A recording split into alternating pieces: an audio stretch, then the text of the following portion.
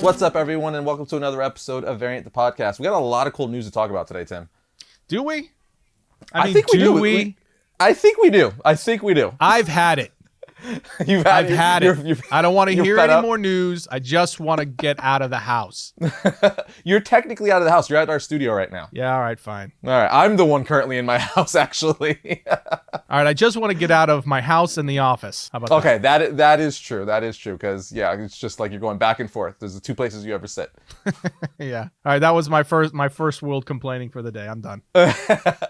But let's jump into the meat and potatoes, if you will, because we do have a lot of cool topics to talk about, like we were just talking about. Yeah, no, there's quite a few things, actually.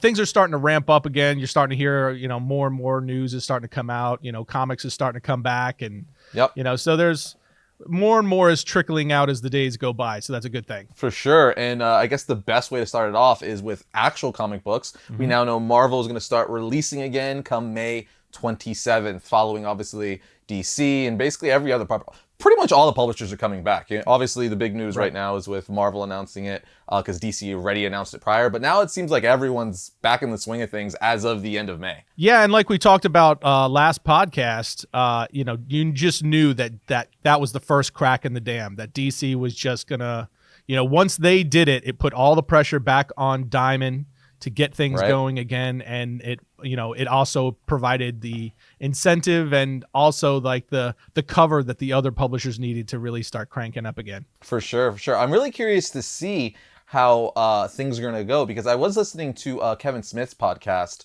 a few days ago, and he had the owner of Diamond Distribution on there, and they were talking.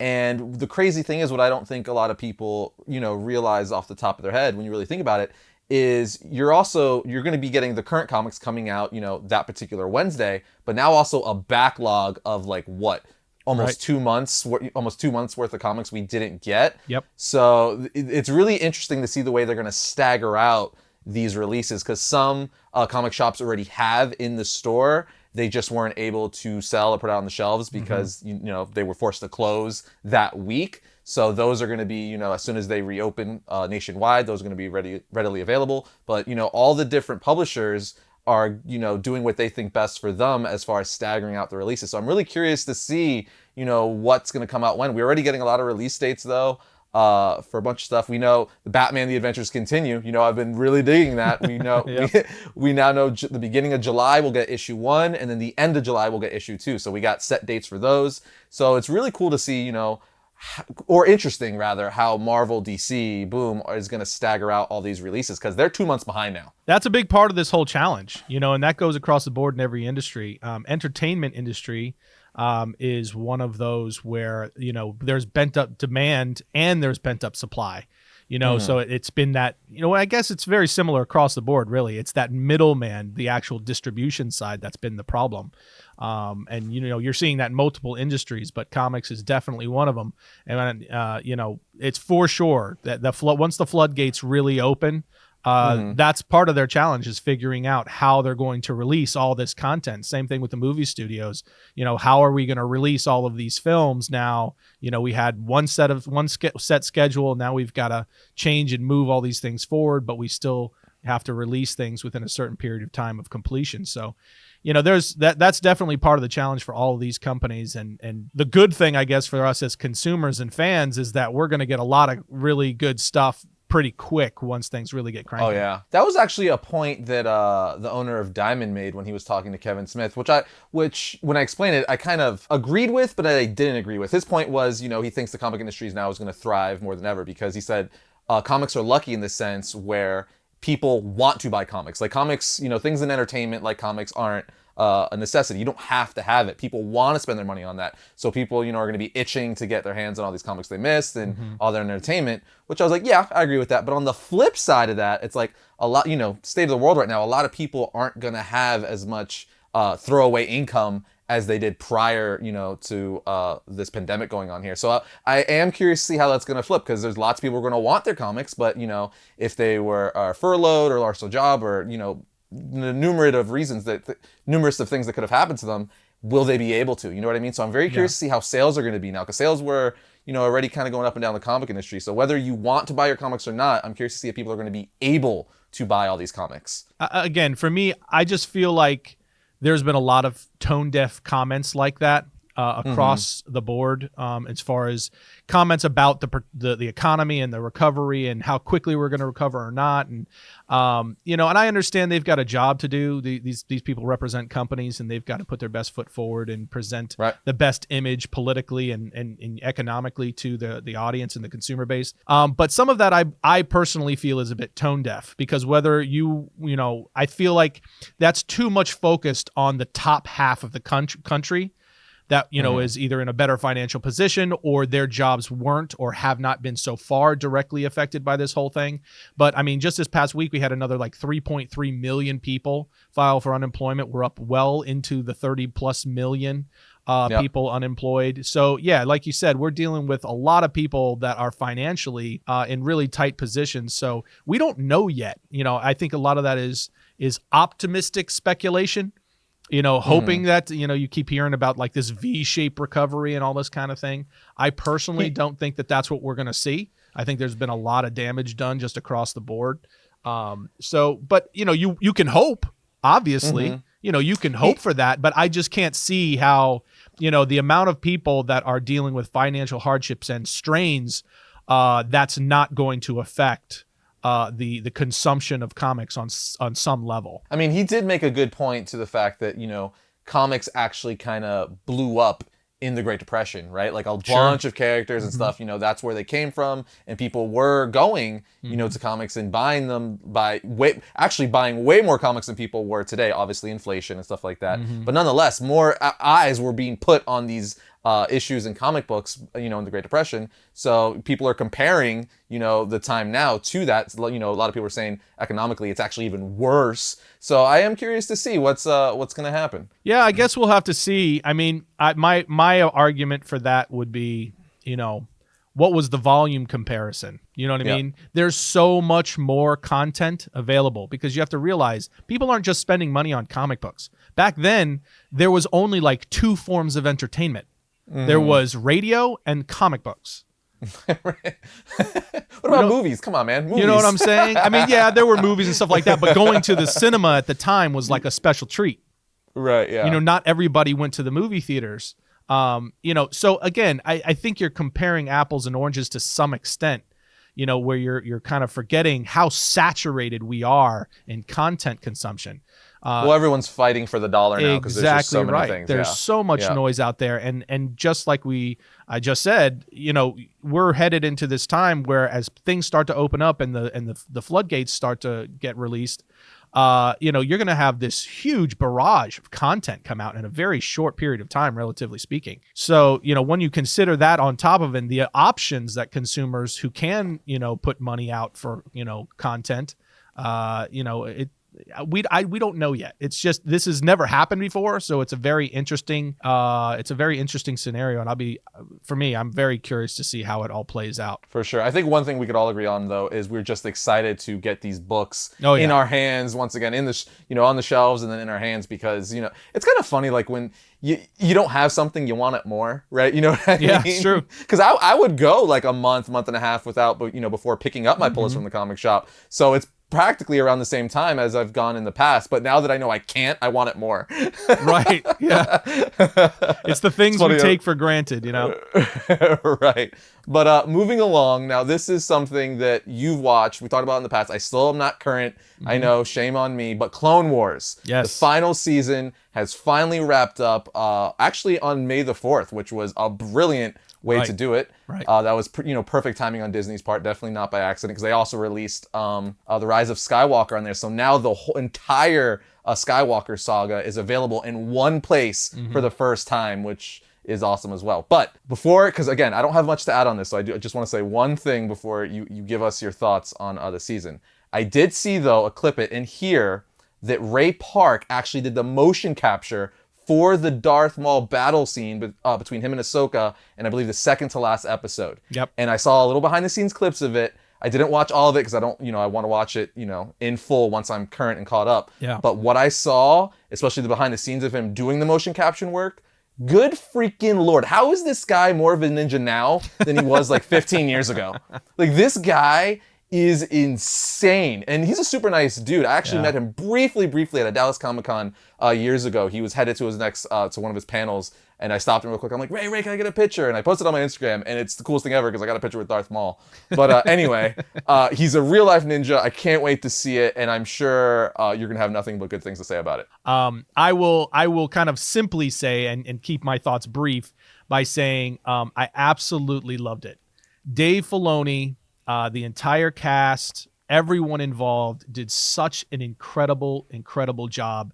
I couldn't help it was basically a 4-part finale. It was 4 episodes that kind of made up the finale pieced together. And you knew when you were headed into the end game, if you were, when the entire tone of the show shifted. Including it was an entirely different bumper and opening. It went really? Yeah, it went very retro.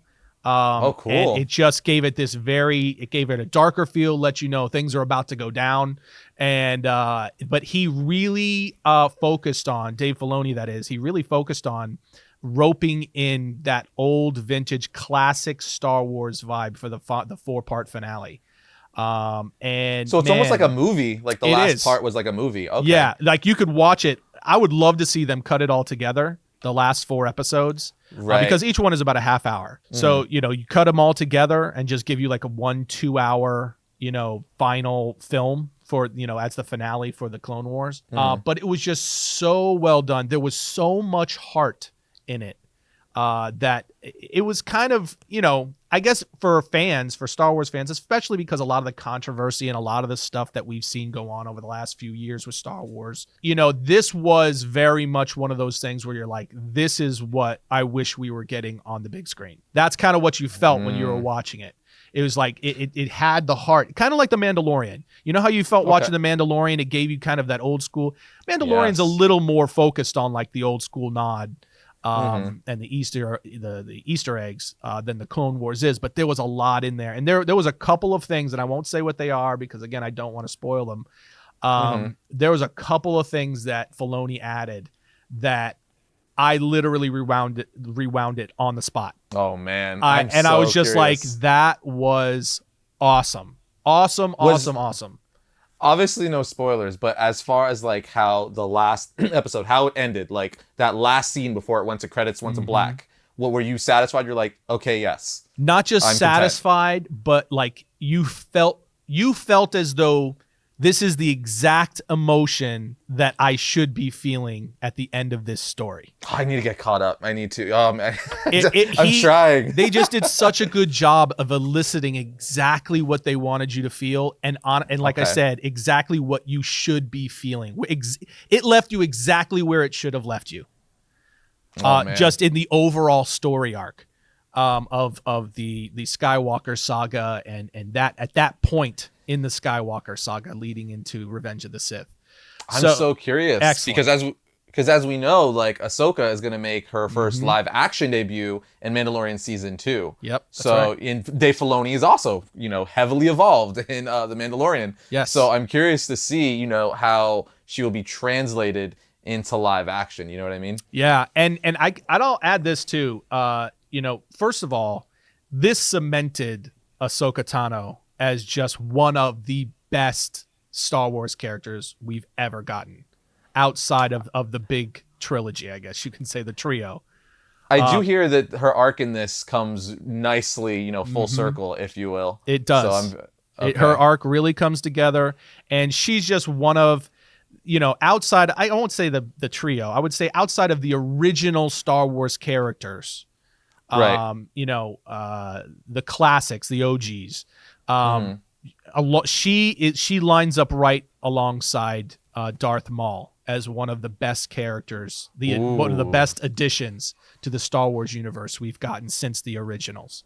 I don't think many people would argue with you on that one, because even before this final season, she was a massive fan favorite. Oh yeah. So that's no surprise that especially because it was basically the same exact creative team from all the previous seasons. So it's no surprise that it wrapped up, pretty good with Filoni at the helm once again. Yeah, they really drove that home, and this is the last thing I'll say. The other thing that this series and the finale especially really hammered home for me was that Dave Filoni should be the creative director of the Star Wars universe.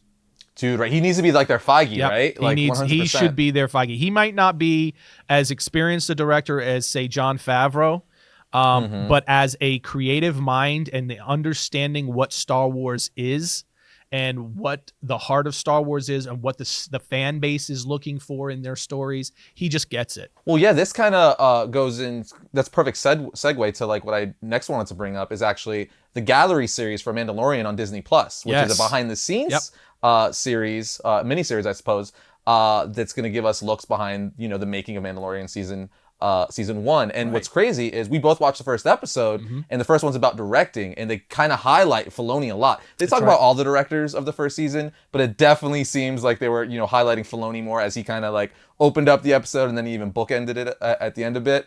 But his story is so crazy. Like the guy was working on Avatar: The Last Airbender, which is one of my all-time favorite cartoon series. I didn't know he actually worked on that until I, just watched his episode. So it makes sense why someone have hit, that he was working on it, because he's super talented and the show is amazing. His love of anime in general also makes a ton of sense. Yeah. So it's just crazy. I'm not going to get into it. I want people to watch it, but basically, long story short, he was working for Nickelodeon one day, got a call from Lucas Animation. Lucas Animation didn't exist at the time, and he was kind of like he thought it was a joke. So he was like not taking it seriously and almost didn't get the job because of it. But everyone needs to watch it, and it just made me like him that much more, because besides just him being a creative genius, he's so likable. Yeah. He seems like I want to get a beer with him and talk nerdy things. Yeah. Yep. That I couldn't agree with you more. He comes off, and you can just tell he's just so down to earth. You're very humble, yeah. Yeah, very humble, very down to earth. Even just hearing him talk about his journey into becoming a live action director for the first time. But the humble approach of just crediting Jon Favreau and just being very honest about what he knows and what he doesn't know. The way he talked about his transition going from working on the Nickelodeon series and being involved in anime to getting the call from Lucasfilm. It's just such a humble and honest. So many people try to blow themselves up and make themselves sound bigger than they actually are. And, they highlight themselves in ways that aren't even reality. But, so I love to hear when people are just honest and they just say, yeah, I don't know what I'm doing. So I'm really thankful to have this guy over here or whatever. And, they give credit where credit's due, but they also are honest because it's endearing. You know what I'm saying? Like it endears them to you to where you're like, yeah, this is just a normal person and who loves what I love. He sees what I see. And it just came across completely his love for the franchise, his love for these characters and stories. And it explains totally why everything Star Wars related that he's involved in is some of the best Star Wars stories that we've gotten in recent years. For sure. I remember we first saw him, we got to actually see him live when we went to Star Wars Celebration 2019. That's right. That's where they debuted the trailer for this final season of Clone Wars, actually, and he was doing a panel with like most of the voice actors and cast, and we were like, talking as he was talking, we're like, this guy's awesome. Like we've always knew he was awesome, but like he's just so likable, and he's quick, he's funny, he's humble. I want him to be my best friend is what I'm saying, Tim. Man, I would love to have a sit down with him and George Lucas together. Oh my gosh, yeah. And that's another thing. He he's Lucas himself, we've said it before, but I think at that panel he said it, that Lucas said that he knows more than Lucas himself, which is saying something. Like, it's like, how do you know more about something than the creator? It's like that literally came from their mind. Yeah. So that says a lot right there. Oh, completely. And all the other directors in the first episode of the Gallery series focused on The Mandalorian, all the other creators, including Jon Favreau, they were all recognizing his deep knowledge on Star Wars lore and mythology as well throughout the entire opening. I would say it was like the first 15, 20 minutes of the show. Yeah. I mean, it was like a good chunk of the first episode, and they really were highlighting that as well. So that I think speaks even further to how much he really loves it. Like you wouldn't spend that much time on something that you didn't create unless you just loved it to your core. So again, it just explains and it explains why he really understands and how to make a great Star Wars story. But also for me, it just really heightens the opinion that he really should be the creative director of the entire Star Wars universe. Yeah, I know, the fan base has been saying it forever, but how he does not at least have his own Star Wars live action trilogy by now is beyond me, because the next topic we have is Taika Waititi is actually going to be directing a live action Star Wars film. And I love Taika, he's a great director. He's a very likable dude as well. But it is still crazy to me that he got a Star Wars movie before Filoni got a Star Wars movie. You know what I mean? I get it, because Thor Ragnarok and Jojo Rabbit, he's a hugely successful director. He just won an Oscar, so I get it. But Filoni, man, for Star Wars, Filoni. Yeah, and he's also, Taika, that is, he's also co-writing the script. He is. With Christy Wilson Cairns, who is the co-writer of the movie 1917, which was absolutely brilliant. I still haven't seen that yet, but I hear good things. It's brilliant. I hear good things. Yeah, brilliant. And it was nominated for every major Academy Award, and rightly so. So that's exciting that she's on board to co-write the script. But, like I think you were kind of just alluding to a little bit, is Taika is a great director, very talented guy, but he also has very specific sensibilities in his storytelling. Case in point is Thor Ragnarok. Thor Ragnarok was a very different approach to Marvel storytelling. And I think that's why they hired him. They wanted something very different. I think Chris Hemsworth even was looking for something very different for the character, for him to do with the character. So, but you would think, there's a little danger there in how is he going to approach Star Wars. But having said that, he directed the final episode of The Mandalorian, and it was fantastic. Fantastic. It was really good. It was arguably the best of the entire season. Did he do 2 episodes, or was it just the finale? I don't remember. I believe he just did 1. Okay. I Either think way, that that was finale, the only one he did. Either way, like you said, that finale was incredible. Excellent. I mean, that whole...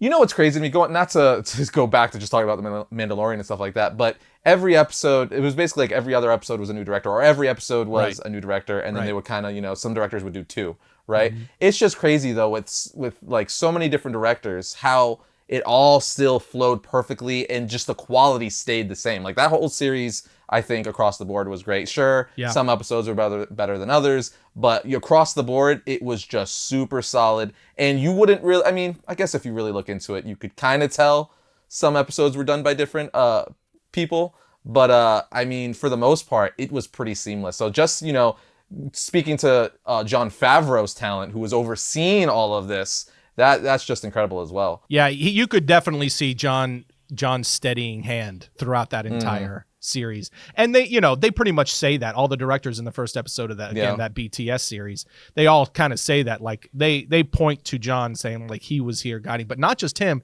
Dave Filoni as well on the story side. So for sure. It was very cool the way they were able to pull all these different creative minds together and come up with this very coherent series. But it did allow for like these different vibes in the different episodes, which was, it just made it that much more fun. For sure. But, going back to Taika, he did such a good job with the last episode of The Mandalorian.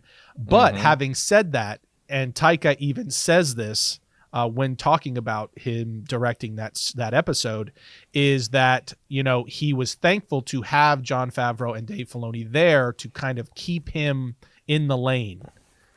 So that is kind of where my head is with him directing this next Star Wars film, writing and directing, is if he has someone like a Favreau or a Filoni there to kind of rein him in a little bit and rope in some of his more comedic and kind of odd sensibilities, and keep that, to where it's still present and it's still part of his, the way he tells his stories, but it doesn't go too far.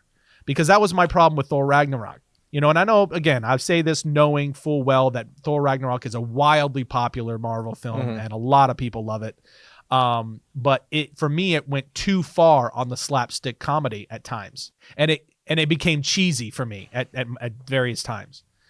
I'm very curious. I would have to imagine, like, whether, whether or not Filoni or Favreau have anything to do with this, because we don't know who the producers and stuff are going to be. Right. So for all we know, Favreau could end up producing it, because that would just make sense. But even if not, I would have to imagine they're all friends and buddies now that Taika, behind the scenes would be, on phone calls and asking for advice and, kind of have maybe Filoni or Favreau as a ghost producer, so to speak, where they're helping, they're just not getting a credit. It's more of a friend thing, you know what I mean? Right. So I feel like he's going to have that guiding hand no matter what. And Jojo Rabbit is his most recent work, and he wrote and directed and starred in.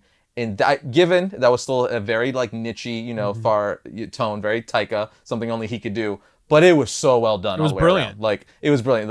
He won an Oscar for writing it, I believe, is what he won it for. And he's writing or co-writing this movie, so we know the script and the writing is gonna probably be amazing. Yeah. So and he is a good director. So I am very curious, and I do think, personally, at the end of the day, I do think he's gonna give us something good. Definitely something the fans in general are gonna like more than Solo and some of the other Star Wars films we've gotten of recently. Yeah, I mean, at the very least, I can easily say I'm not worried about it. You know what I mean? I don't know where they're going with the Star Wars universe as a whole. We have speculations based on what they're doing with books and novels and comics and all that kind of thing. But we don't know for sure where this is headed. But I'm definitely not worried about it. But you go into Jojo Rabbit, that movie was brilliant. And he wrote it, directed, starred in it. But again, it was very much in his lane in terms of his comedic sensibilities and his blend of drama and comedy. So it fit what he does perfectly. And if he can, I would imagine if Jon Favreau was going to be the producer on the film, we would already know that by now.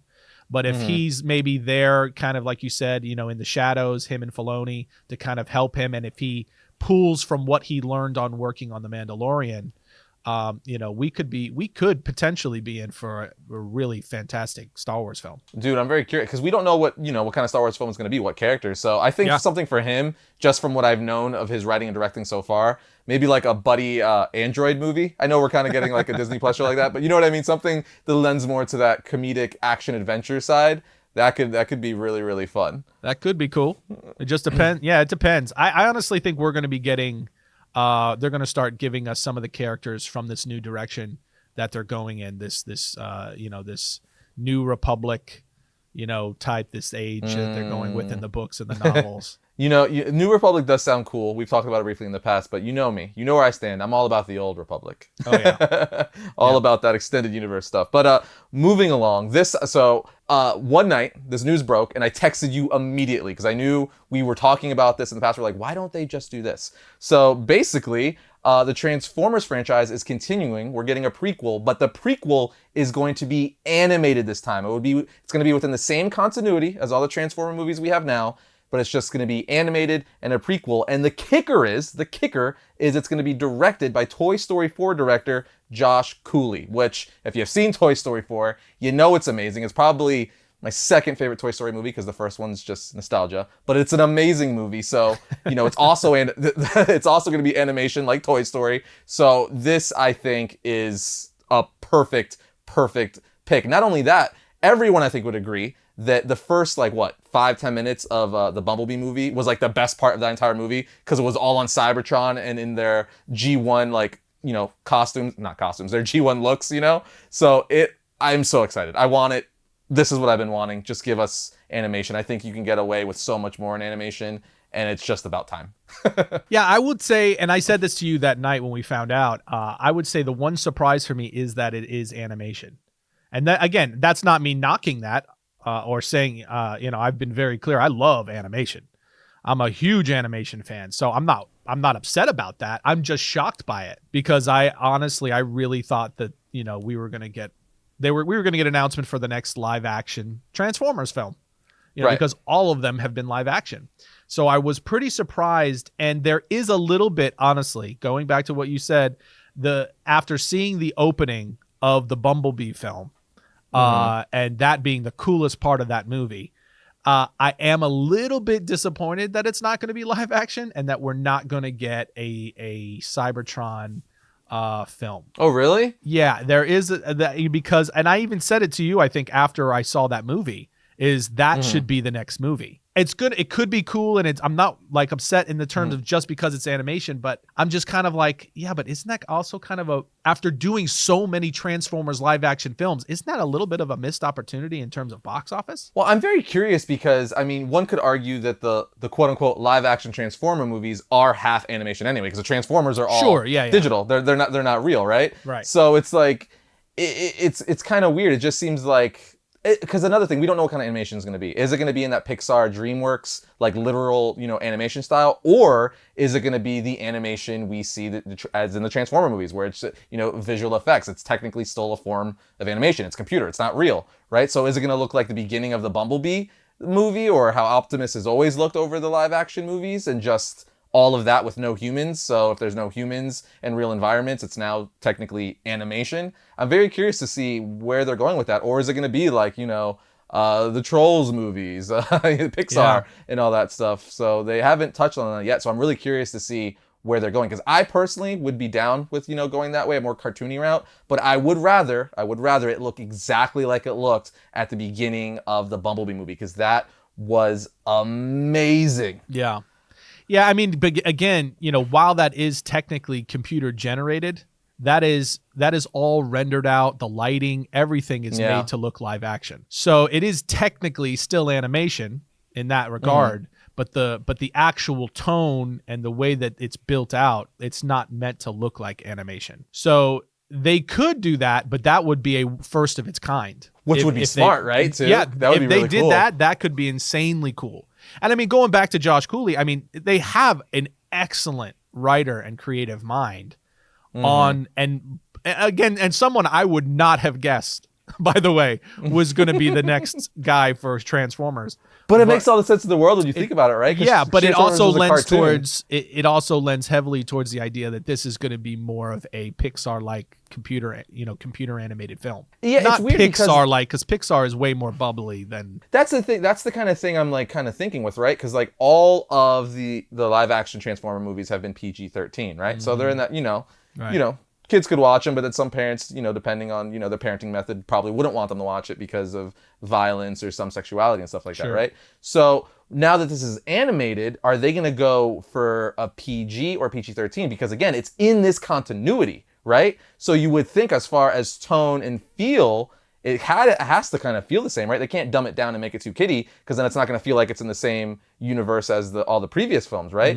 So I'm wondering, like, how is that going to work? Which is why in my brain, obviously we don't know what they're doing, but in my brain I'm like, oh, it's probably just going to be like Bumblebee, but just the beginning of Bumblebee, but the whole movie, And I will say too, I would say Bumblebee was actually a lot more like family friendly than the previous Transformers films. That is true. So if they continue, that's kind of, I can see them staying more in the vein of Bumblebee, because Bumblebee was not like the Michael Bay Transformer films. The Michael Bay Transformers films had a lot of language in it, had like sexual, innuendos, all kinds of stuff. Where Bumblebee didn't have any of that. I feel like I'm in the minority, because I remember when Bumblebee come out, pretty much everyone was like loving it. And I remember when I watched it, I told you, I'm like, I mean, it wasn't bad, but like, to me, it was just like another Transformers movie where it's just like, yeah, it was fun to look at, but. Yeah, I think it was probably the best of the Transformers movies. Okay, I think the first one's still my personal favorite. Really? That does have its novelty for sure. Yeah. But I mean, as far as like an overall film, from top to bottom, the story it told, I think that it's probably the best of the lot, or at least right alongside the first one, we'll say. For sure. And depending on who you are, that might not be a very high bar. You know what I mean? That is true. So Transformer movies are definitely not. They're kind of like the Fast and the Furious. Yes, Furious very movies to me. much. It's just eye candy. It's Michael Bay. Yeah. You're not going in there for deep plot lines. You're going in there to see shiny objects and big explosions and a lot of lens flares, slow motion wraparound shots and stuff like that. So, but so in that way, I think that if they stay in the lines with Bumblebee, but just do like a different spin on it with the animation, and maybe like you said, do like a different spin on the animation and go, somewhere in between, the computer animation that we're used to and maybe a more live action gritty feel. That could be super interesting and could be really good. I'm curious to see if the continuity will stay in line and they will try and match this up with the overall franchise, or if they're looking to go in a new direction. I mean, they say it's a prequel, so it's got to stay in continuity. So I, just curious to see.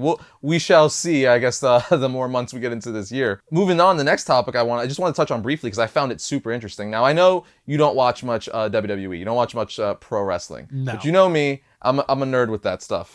I've watched it since I was a kid. I don't watch it as much as I used to. I kind of go, it's one of those things where I'm like, I'll get really into it for like 3 months and then I'll fall off for another 2 months and then I'll get really into it again. But anyway, Becky Lynch, she's one of the most famous wrestlers for WWE right now. And she now is reportedly saying that she will be making an MCU appearance. She's been cast for an MCU role. We don't know much of anything about it, but the rumor is, which is why I put this on here and I wanted to talk about it with you. The rumor is that she's possibly Taskmaster.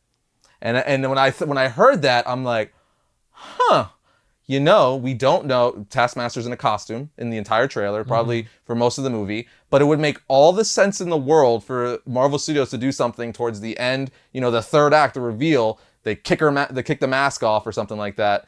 And it's, in this universe, Taskmaster is a female being played by Becky Lynch. Obviously, this is pure speculation, but I feel like that's something they would do. I don't know how much I can comment on that. I feel you, but keep in mind this is the first MCU. It's the second MCU female movie, but it's all about Black Widow. Yeah. Several other strong female leads and stuff. So it would kind of make sense if the main villain at the end would also be a female as well. I feel like that's something they would do. Yes, and I see where you're coming from on emphasizing. I feel like that's something they would do. And not saying it's something that you hope they do. Right. And I'm just going to say, again, I'm not going to say a whole bunch about that for multiple reasons. But the one thing I will say is I hope that's not the case. I just think that for many reasons, I just don't think that would land. You know me, I'm a freaking like a purist and stuff like that. And Taskmaster is such a, widely popular Marvel villain and stuff like that. So I want, I was disappointed we didn't get the cape in this costume, let alone like, doing something, changing him that drastically. So, I want to see the Taskmaster I've read for years and years just because he's complete and utter badass, but, and to play devil's advocate, the MCU has done several changes with characters that I did end up liking, just as much and stuff. So we'll see. But again, this is pure speculation. Sure. It's most likely probably not going to be true, but it's floating around the internet, and I thought it was worth mentioning. And either way, Becky Lynch has been cast in the MCU. So whether it's Taskmaster or not, we're going to see Becky Lynch in an MCU movie, which I think is pretty cool because again, she's actually my favorite female pro wrestler out right now. So that's pretty cool. And it's always interesting for me when they cast a wrestler in any kind of an acting role, because you never really know what you're going to get. Am I going to get a Dave Bautista that can, that is funny and can pull off some pretty great roles, or am I going to get a Hulk Hogan? You know what I mean? Where it's just kind of cringy and painful. It's crazy how many of these pro wrestlers become like, The Rock, freaking John Cena, Batista, now apparently Becky Lynch, and so on and so forth. Andre the Giant, and so on and so forth. Yeah, I mean, it makes sense because they're acting in the ring. That's all they do. Yeah. They're just acting. But it's male soap opera. That's what it is. It's 100%. My wife's like, how can you watch this? It's so cheesy. I'm like, yeah, it's the equivalent. I'm like, it is a male soap opera. It's like, totally what do you want from me? Yeah.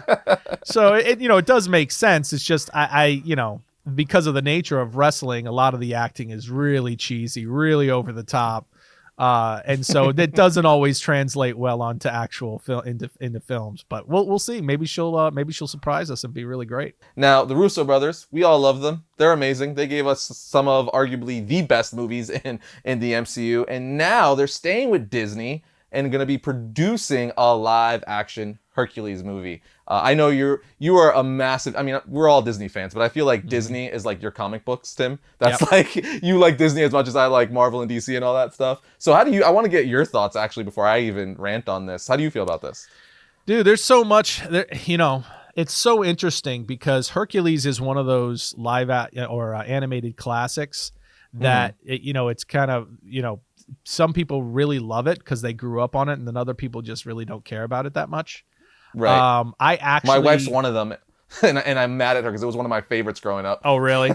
Yeah. Yeah, I am actually, I fall into the camp of I really didn't watch it. I watched it like I watched it like one time, and I really didn't care about it until recent years when my kids started watching it.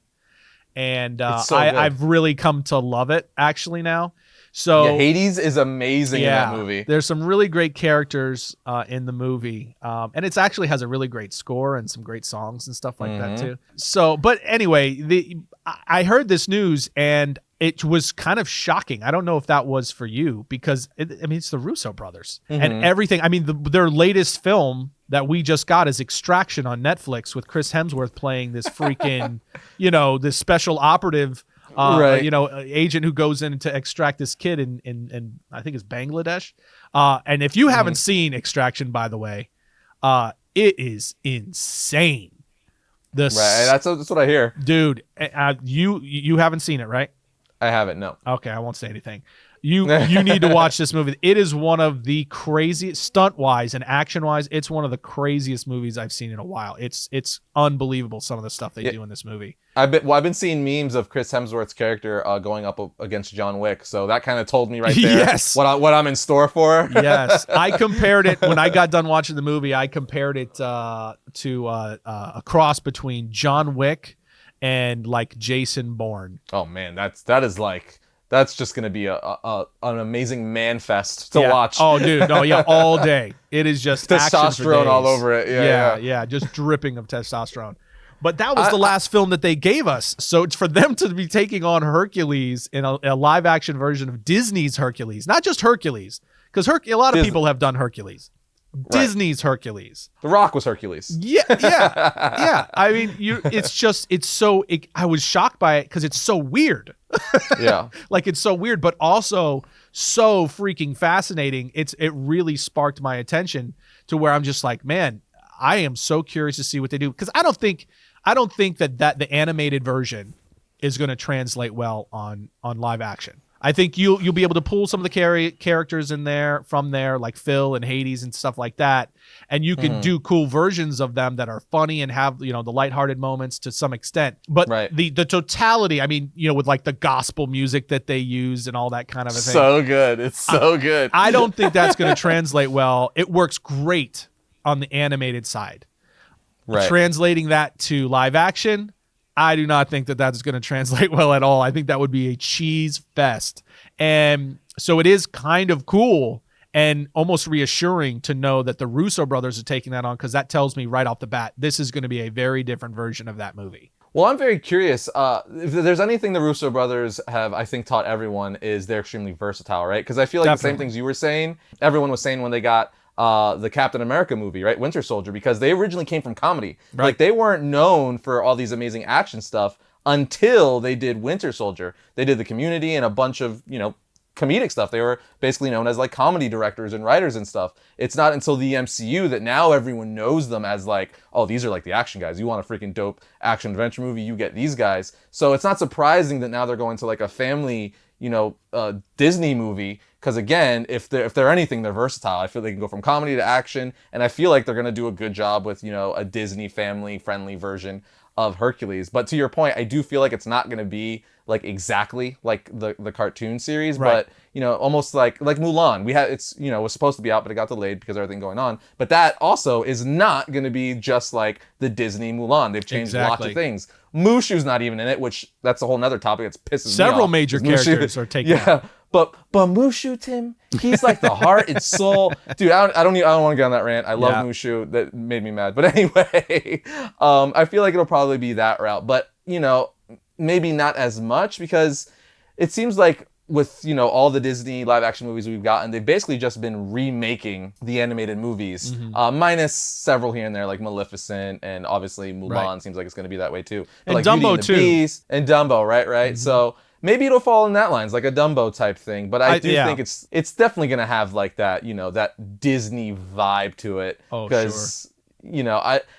I would be sad though if, like Mulan, They don't do like, the animated characters, like the demons, Hades demons. I forget their names, but you know what I'm talking about. Like all the cartoonish characters that you couldn't do, have like an actual person play that. You would have to do some sort of animation or visual effect with it. So I'm very curious. I hope that, I think they're going to do a good job no matter what. But I want to know who's directing. Do we know who's directing it? Because they're producing it. They're not directing it. Yeah, no, I don't. So they're just producing it. Now, obviously, that means they're going to have their hands all over it. But, the director, as far as the actual film, is going to be steering that, a little more heavily because he's directing it, or she. So I'm very, very curious. Yeah, I mean, again, I go back to, I would see, and that was the point I was going to make. I was actually going to reference Mulan as well, is I think it's going to be more along the lines of Mulan.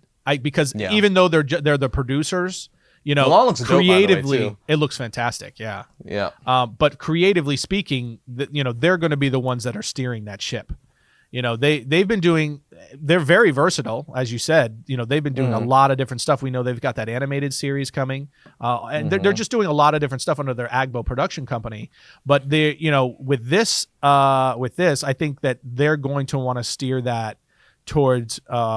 It's going to have that Disney flair, of course, it has to some extent, but I think it's going to be a little bit more serious, a little bit darker. I think they're going to really pull on those strings with like Hades and the demons and the underworld and stuff like that. So we're going to maybe get a little bit darker of a version of that, because the overall Hercules stories and mythology is, of course, just dope.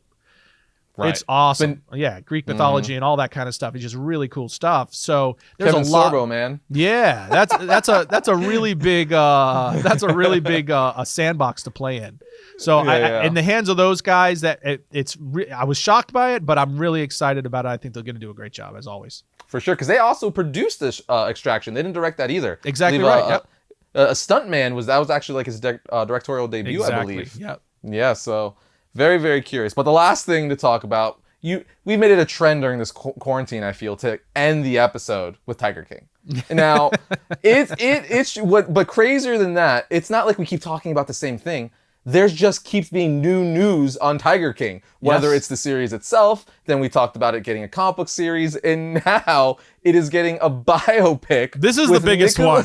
Yeah, this is the biggest thing that's come out about freaking Tiger King this entire time.